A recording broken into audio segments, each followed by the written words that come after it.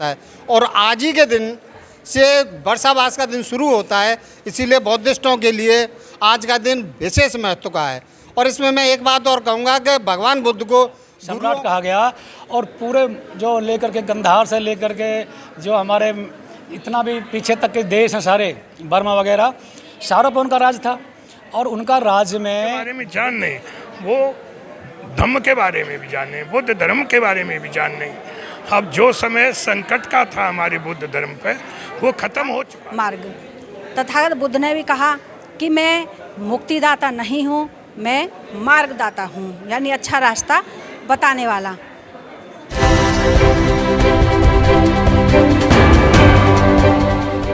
जी हाँ, मैं समता की सपोर्टर हूँ, मैं रोशनी रिपोर्टर हूँ। नमस्कार, मैं हूँ आपके साथ रोशनी और आप देखना शुरू कर चुके हैं रोशनी की रिपोर्टिंग गांव से शहर तक। आज जैसा कि आप सभी को पता है कि आज धम्मचक्र प्रवर्तन दिवस है और आज के दिन पूरे भारतवर्ष में ही नहीं बल्कि पूरे दुनिया में ये जो धम्मचक्र प्रवर्तन दिवस है बड़े धूमधाम से मनाया जाता है। और उपासक उपासिकाएं आज के दिन भंते जी को, भिक्षु संघ को भोजन दान भी करती। बहुत सारी चीज़ें हैं हमारे साथ, बहुत सारे लोग हैं, लोगों से बातें करेंगे कि आज के दिन की विशेषताएँ क्या है। सबसे पहले शुरुआत करते हैं। सर, आपका नाम?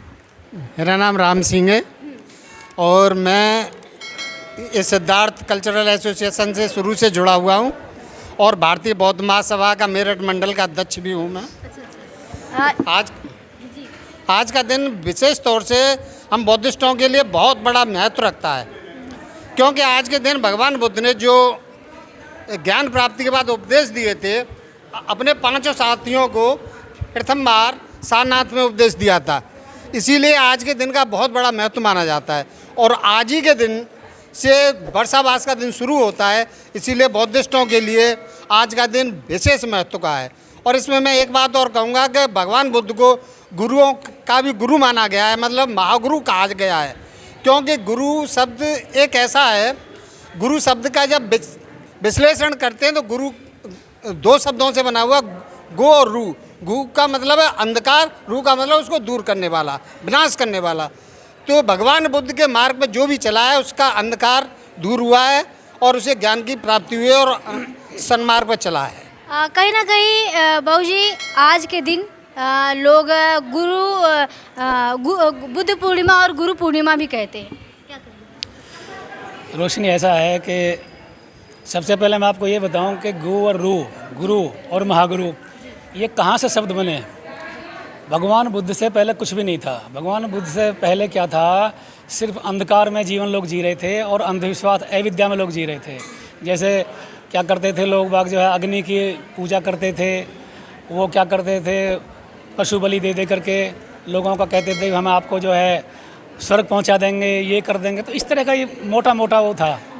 लेकिन भगवान बुद्ध ने पहली बार आज ही के दिन जब ये प्रवासिकों को धम्म का ज्ञान दिया, जिसे धम्मचक्र प्रवर्तन कहते हैं, ये जो किया, संसार की आंखें खुल गईं।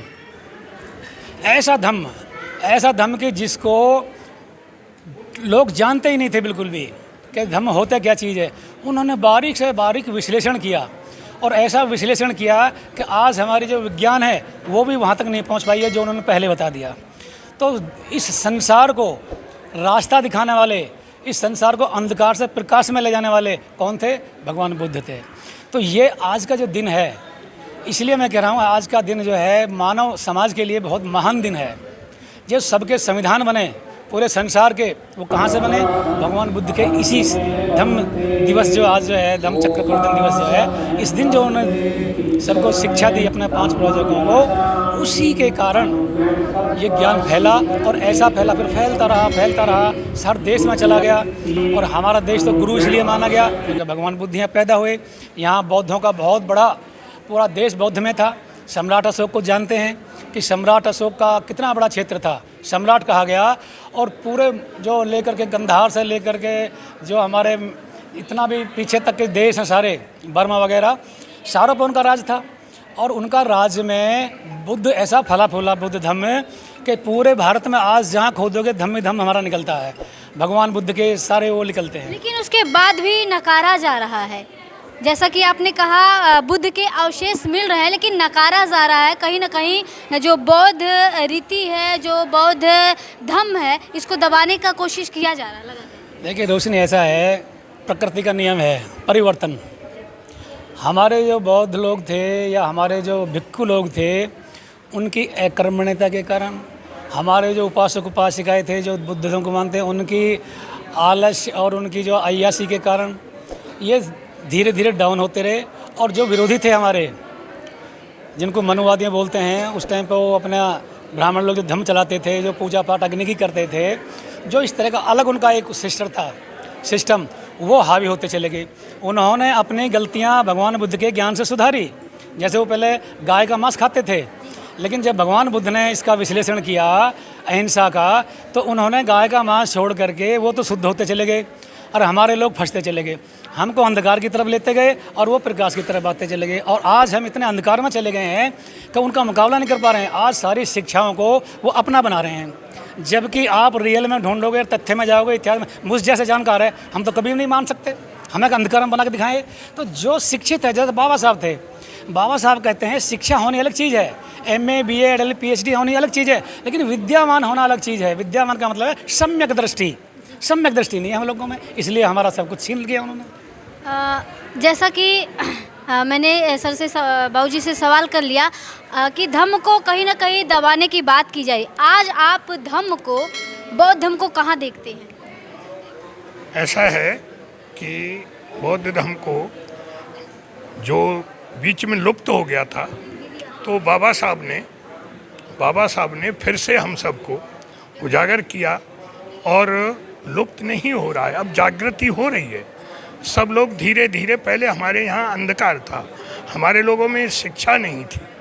जैसे जैसे बाबा साहब ने शिक्षा की ओर सबका अग्रसर किया, सबको शिक्षा का महत्व बताया, और जब से शिक्षा हमारे देश में फैल रही है, हम लोगों में फैल रही है, परिवारों में फैल रही है, तो जो शिक्षित हो गए और जो बाबा साहब के बारे में जाने, वो धम्म के बारे में भी जाने, बुद्ध धर्म के बारे में भी जाने।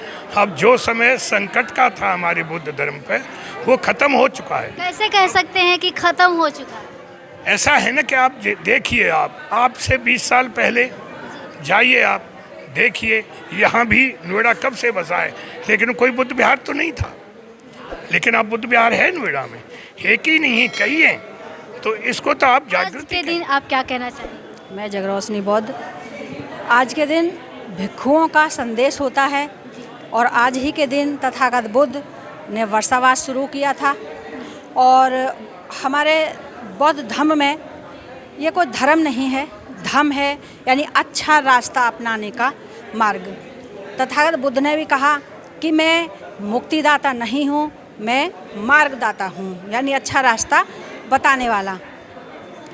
तो आज ही के दिन तथागत बुद्ध ने सारनाथ में 5 अपने भिक्षुओं को गुरु दीक्षा दी थी, जो हमारा धम्म का प्रवचन दिया था, जिसके को सुनकर उन्होंने पूरे भारत ही नहीं, पूरे एशिया में पहुंचाया धम्म को। क्योंकि ये कोई आस्था नहीं है, इसमें मांगना नहीं होता है, बल्कि यदि कोई दान देना होता है और बिना दिए कोई ले नहीं सकता। लेना इसमें उचित नहीं है, बिना दिए नहीं कोई लेगा। और ये दान सबसे पहला जो इसमें पारमिता है, उसमें दान है। तो धम्म एक ऐसा स्वच्छ है कि जो भी अपनाएगा वही सुखी रहेगा। क्योंकि तथागत बुद्ध ने हमारे लिए, पूरे संसार, पूरे मानव जाति के लिए, सुख के लिए इसको ढूंढा और हमें पूरे मानव कल्याण के लिए धम्म को दिया। इसमें कोई किसी भी जाति धर्म का व्यक्ति यदि तथागत बुद्ध के शीलों को अपनाएगा तो सदैव सुखी रहेगा। इसमें किसी जाति का, किसी धर्म का कोई बंधन नहीं है, कोई भी धर्म अपना सकता है। चलिए, धन्यवाद। जैसा कि दीदी ने कहा कि कोई भी अपना सकता है, आपको क्या लगता है SC के अलावा भी बौद्ध धर्म को कोई स्वीकारता है? हाँ, ये तो जो है ना, पूरा विश्व का है। ये धर्म जो है, ये खाली भारत में ही नहीं, पूरे विश्व में फैला हुआ है। लेकिन भारत में इसमें ऐसी कि आपने बात कही, इसमें कास्टिज्म नहीं है क्योंकि ये नहीं है, लेकिन मेरा सवाल ये है कि एससी के अलावा और कोई लोग इसे स्वीकारता है या नहीं? आप क्या? नहीं, अब स्वीकार करने लगे हैं, लेकिन ये अब जब ये धम्म चला था, जब ये तथागत बुद्ध के समय, उस समय ये और नहीं था, मतलब ये ऐसी या दूसरी, ये जब यहाँ मूल निवासी थे और ये जब एक इतना ये जातिवाद तो ये बाद में आया। हाँ, तो लेकिन अब तो देखो और दूसरे भी जो बैकवर्ड जातियाँ हैं वो स्वीकारने लगी हैं। कई लोगों ने, हज़ारों के जगह जगह प्रोग्राम में उन्होंने धम्म दीक्षा भी लिया। और एक अभी आपका प्रश्न था कि अभी एक सज्जन कह रहे थे कि जहाँ खुद वहीं भी धम्म निकलता है, यानी भगवान बुद्ध निकल रहे हैं, लेकिन अब शेष निकल रहे हैं। लेकिन आपका प्रश्न था, लेकिन लोग स्वीकार कर नहीं रहे। लेकिन इसका कारण ये है कि जो जातिवादी लोग हैं, जो विषमतावादी लोग हैं, जो जाति को अपनी श्रेष्ठता बनाए रखना चाहते हैं जातिवाद के रहते हुए, क्योंकि ये समता पर आधारित है, ये विज्ञान पर आधारित है, ये पाखंडवाद का इसमें कोई जगह नहीं है। लेकिन जब अगर ये समानता आ जाएगी या पाखंडवाद खत्म हो जाएगा तो उनकी दुकानदारी खत्म हो जाएंगे, उनके रोजी रोटी छिन जाएगी, उनकी जातिगत श्रेष्ठता खत्म हो जाएगी। इसलिए वो नहीं चाहते कि बौद्ध धर्म आगे बढ़े, इसलिए वो रुकावट डालते रहते हैं। और हमारे तखत बुद्ध को वो मतलब कि गणेश के रूप में उसको सजाते हैं, कहीं और देवता के रूप में बस सजाते हैं। जगह जगह वो हमारे हैं तथागत गौतम बुद्ध, लेकिन उन्होंने अपने अपने देवता के मुखौटे लगा दिए मलोन पर, तो वो नहीं चाहते कि ये धर्म फैले। ये धर्म से कोई धर्म नहीं है, ये धर्म का मतलब है नैतिकता, और नैतिकता इसमें समानता पर आधारित है, ये जो है विज्ञान पर आधारित है, ये पाखंडवाद का विरोधी है। और ये जो बाबा साहब ने जो संविधान बनाया, ये यहीं से प्रेरणा लेकर बनाया।